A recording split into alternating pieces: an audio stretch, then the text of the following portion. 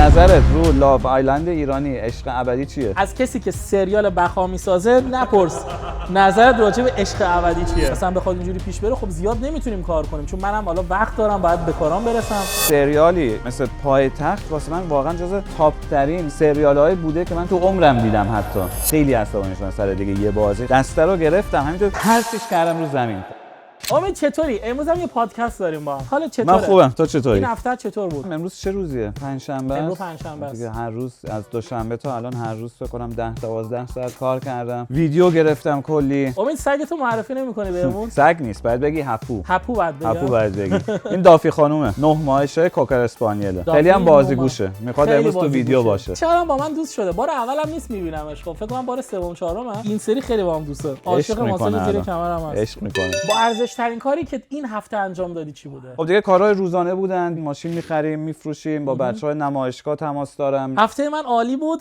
پر از کار، با اینکه کار زیاد بود ولی استرس کمتر. اتفاقا امروز خب رفتی دفترت هم پیش خودمون استودیو تو ردیف کردی دیگه دیدم. اونجا هم یه ویدیو داریم که قبل از این اومده بود استودیو تور و اونجا هم قشنگ یه ذره توضیح داده بودیم که دفتر کجاست. ولی اونم تمامش کردم و بعد خیلی حس خوبیه. مثلا آدم صبح زود پا میشه، بعد هدف داره، به هدفاش میرسه. ولی تو برلین مثلا یه مشکلی که بود این بودش که مثلا تو دور بودی، برای امید و مهران اصلا نمیتونستیم ویدیو بگیریم. فقط بعد میومدم برای مهران ام کی میگرفتم که اونم ماکسیمم یه دونه، چون ویدیوهای مهران ام کی قبول داری سخت دارن.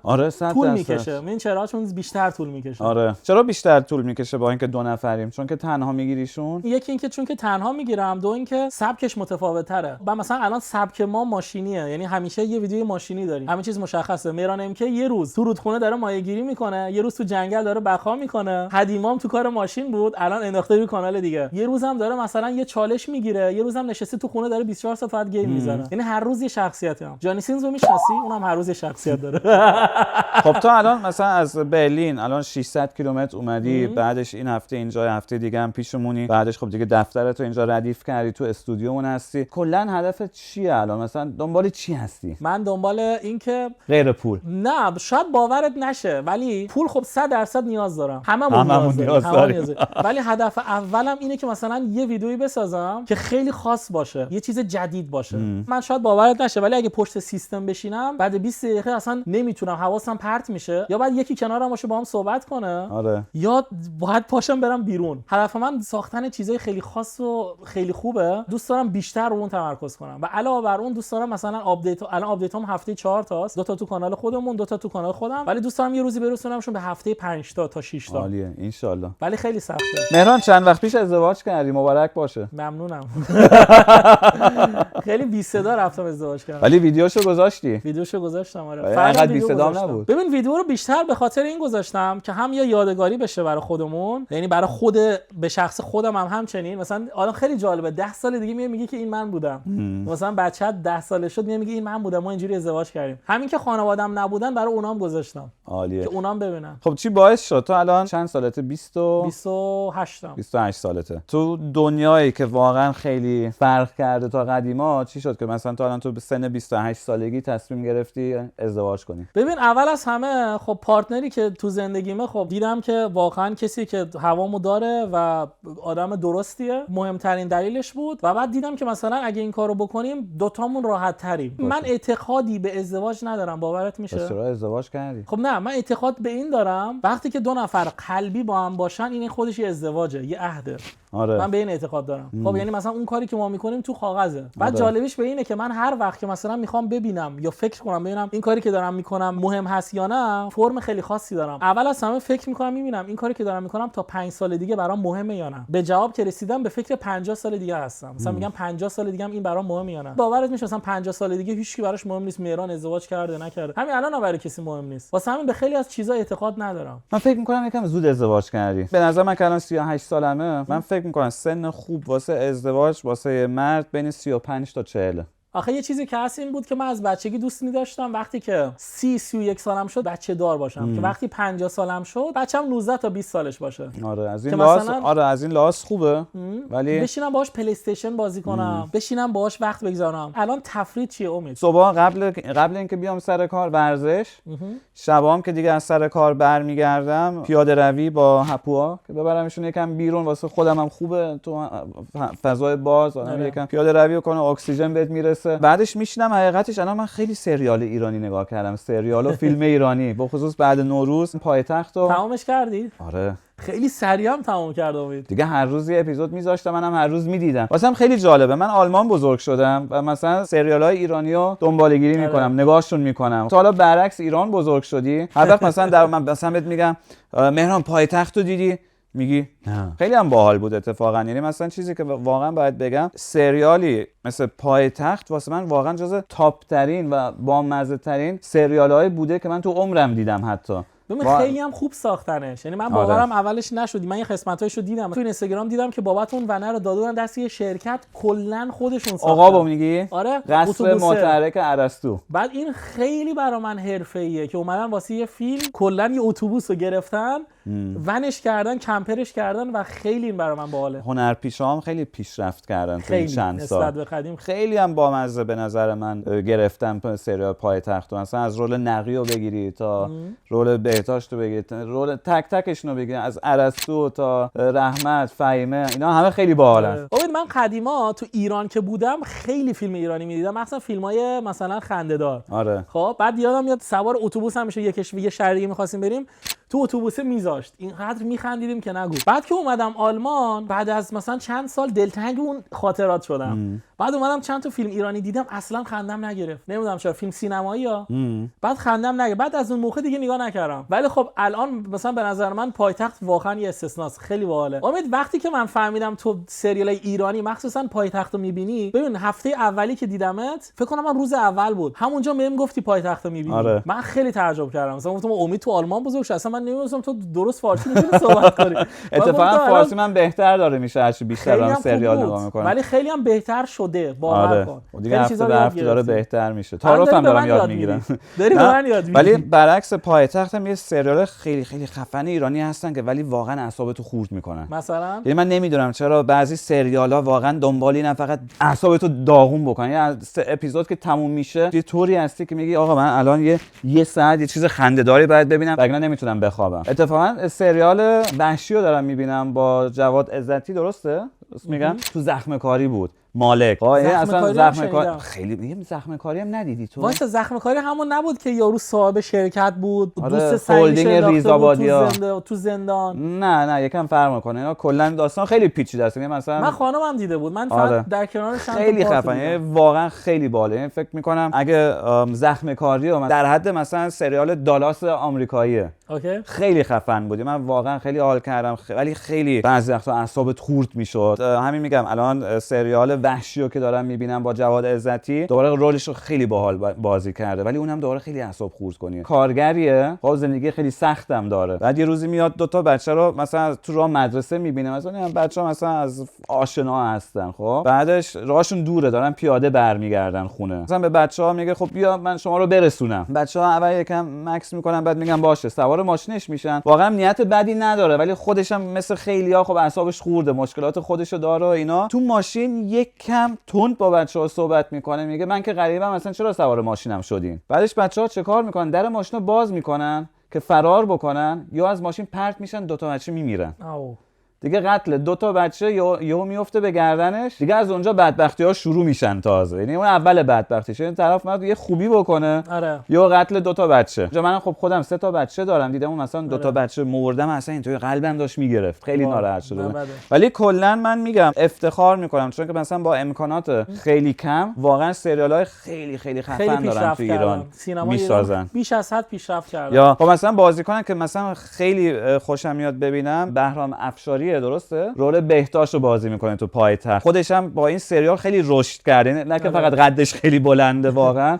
و مثلا مثل خروس شده بود، مثل میمون شده بود. آره تو اپیزود آخر دیگه، آره تو سیزن آخر دیگه یه مریضی گرفته بود و مثلا فیلم اسیو بازی کرد. اونم خیلی باحال بود فیلمش، اونم خیلی بامزه بود. قدیمیه ولی اسی نه جدیده. نه اسی نه، خود بازیگر قدیمیه. خود بازیگر قدیمیه ولی خیلی خوبه. بازیش خیلی خوبه. یعنی واقعا افتخار میکنم به تک تک تکشون. من که مثلا تو آلمان بزرگ شدم، با هالیوود بزرگ شدم و اینا، واقعا افتخار میکنم که مثلا تو ایران چه فیلمایی میسازن، چه سریالایی میسازن با اون امکاناتی هم که دارن. ببین من عاشق مهران مدیری ام. بعد اون دوست مهران مدیری کی بود همیشه همراهش بود؟ دیدی مرد هزار چهره رو؟ نه ندیدی؟ اونو من ندیدم.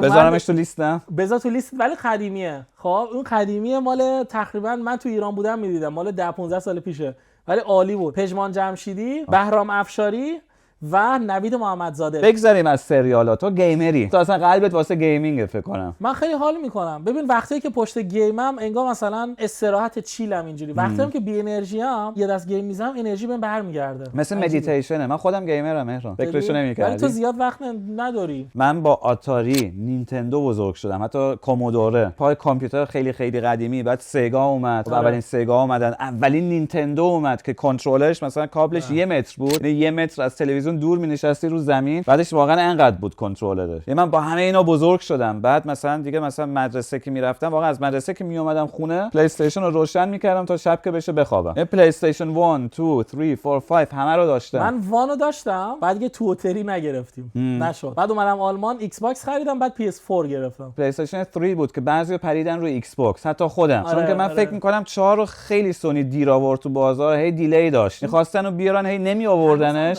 همه دیگه ناراحت شدن. یه فاز خیلی کوچیکی بود که خیلی‌ها رفتن روی ایکس باکس، ولی همه دوباره برگشتیم رو پلی استیشن. ببین الان PS5 چند سال 2-3 سال قدیمیه. آره. بعد 2-3 سال PS5 پرو اومده. آره. خب که خودم الان همینجا یکی هست تو استودیو. خب بعد PS6 فکر کنم 2026 بیاد بیرون. میگی میاد هنوز PS6 میاد. من میگم دیگه یواشاش نسل اینا فکر کنم داره تموم میشه. ما میریم شاید تو استریمینگ، بازی خیلی خفن با دست و اینا، ولی استریم میشن دیگه شاید یواشاش. تو دیگه مثلا از طریق یه کنترلر تو با تیویت وصل میکنی، بعدش از طریق اپ های خود تلویزیون یه راست میری تو استریمینگ، دیگه هاردور نمیخوای واسه گیم. ایده جالبی هستش، اوردی هستش، هم داره بیشتر میشه. اون موقع خب به همه میرسن با این دستگاه، با این بازی‌ها. اصلا هیچ چیزی هم نیاز نداری، نه کنسول هیچ. نه دیگه. فقط یه دسته میخوای که مثلا با بلوتوث با تیویت وصله. خب بعد اونا چی؟ اونا به چی وصلن؟ اونا بعد یه سرور خیلی بزرگ داشته و دیگه استریم میشه. دقیقاً بازی‌ها دیگه استریم میشن. به نظر دیلی هم توشون میاد. من میگم دیلی دارن اینا. الان هم هست. الان هم یکم دیلی دارن، ولی خب علم پیشرفت میکنه. الان چه بازیایی هست اینجوری؟ همه هست. تو الان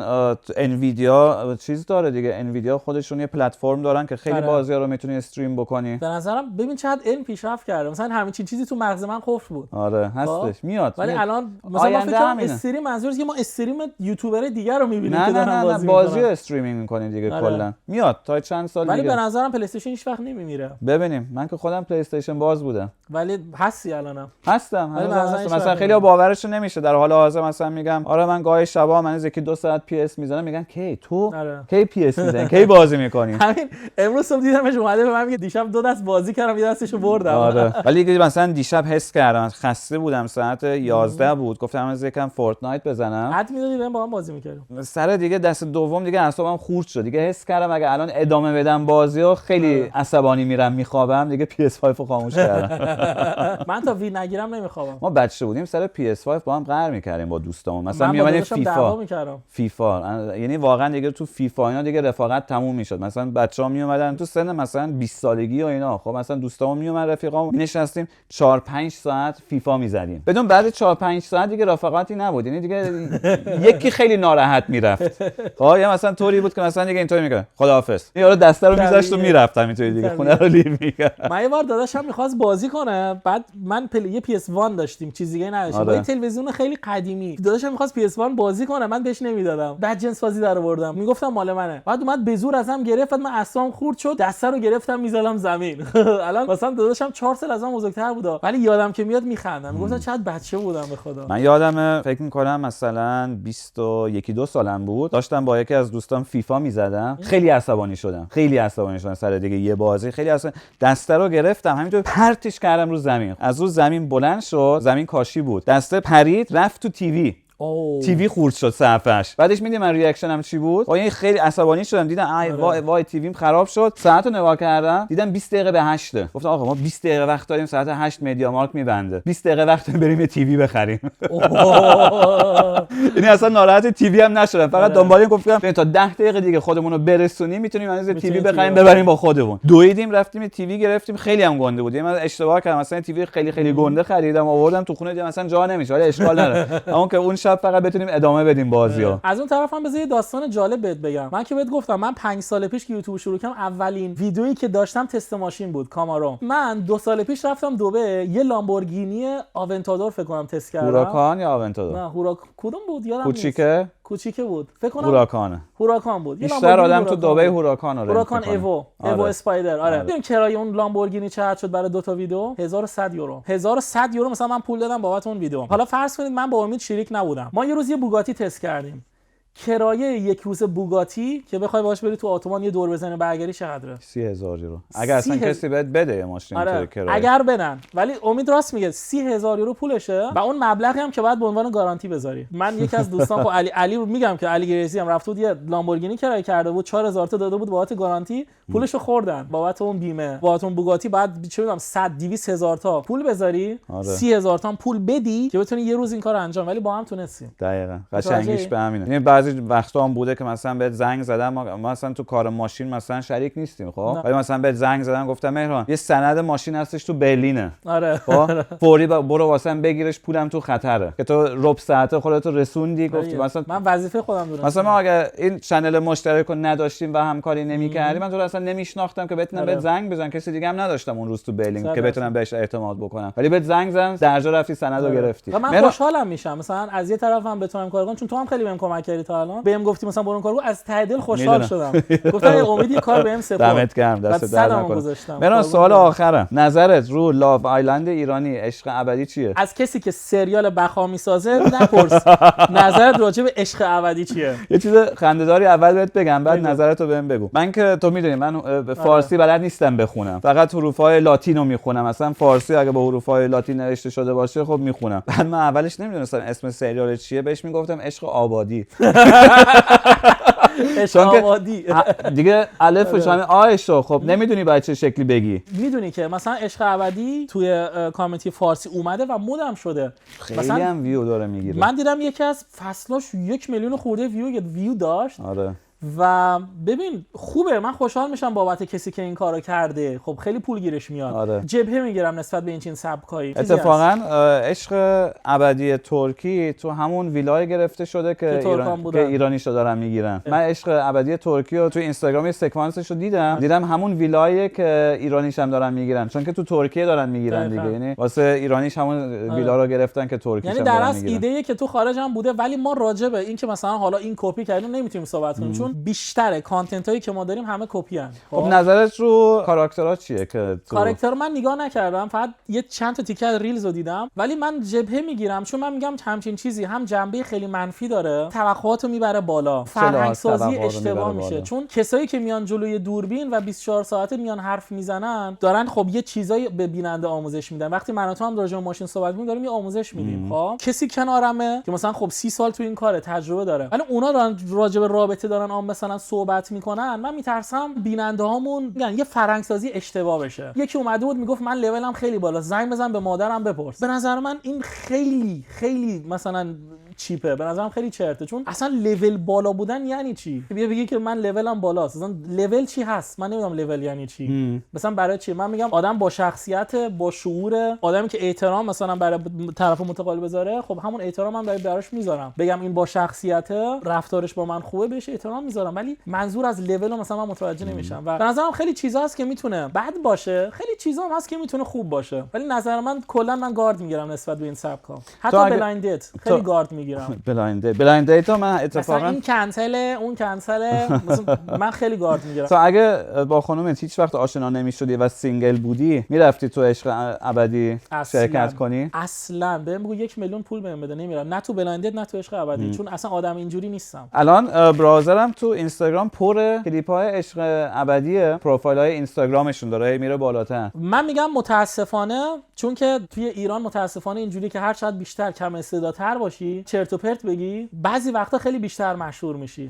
باور کن برو ترندای پارسالو ببین، همشون میگن بیشترشون خزاخیلن، بیشترشون کسایی که زیاد هنر ندارن و به نظر این چیز منفیه تو ایران. تو آلمان چطوریه به نظرت؟ اونایی که مثلا تو لاو آیلند و اینا هستن، تو لاو آیلند آلمانی و اینا، اکثرا اینا همه یا اونلی فنس دارن یا میخوان معروف بشن یا مدلن یا اینفلوئنسرن ولی هنوز معروف نشدن و بیشتر دنبال اینن که مثلا میرن تو این شو شرکت میکنن. حالا تا موقعی که ما اینطور چیزی پر نکنیم خوبه. ولی من همچنان دوست دارم شخصیتمو نگه دارم. این سریالایی مثلا که دوست دارم مثل انسان مقابل طبیعت یا چند تا سریال دیگه.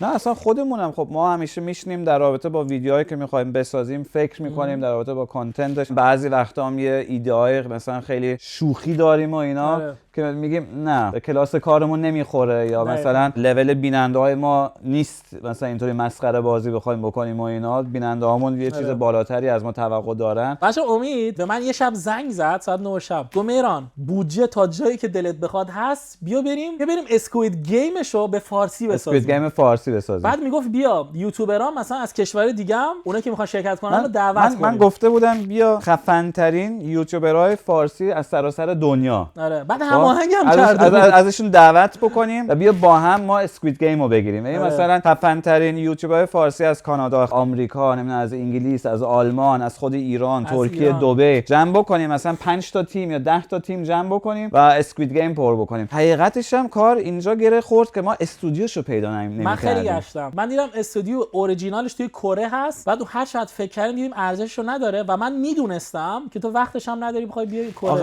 آره دیگه یه کار خیلی پیچیده میشد، چون که مثلا تمام اونا که می‌خواستن شرکت بکنن بعد دست کمی 10 روز وقت می‌ذاشتن، همه همزمان هم وقت داشته باشن که بیان به کره. یوتیوبرای تاپ نمیتونن. من دوست داشتم واسه این کار یعنی واقعا از تاپ ترین یوتیوبرها مثلا کوروش و ایمان و میا ازشون دعوت بکنیم. حالا ببینیم شاید یه روزی یه برنامه دیگه بتونیم بگیریم با خفن ترین یوتیوبرهای ایرانی که دیگه دافی داره خسته میشن. واقعا خرس کوچولو تکی هم داره. بچه از دست منم ناراحت نشه اگه پام اینجوری بلند بود واسه اینه که این مبل ازت اینجا نمیشد نشست، مجبورم لم بدم. نه دیگه ما اومدیم ادای اروپایی‌ها در بیاریم دیگه واسه پادکست گرفتن روی این مبل. نه بعد اینجوری نشینیم رو دو تا سند.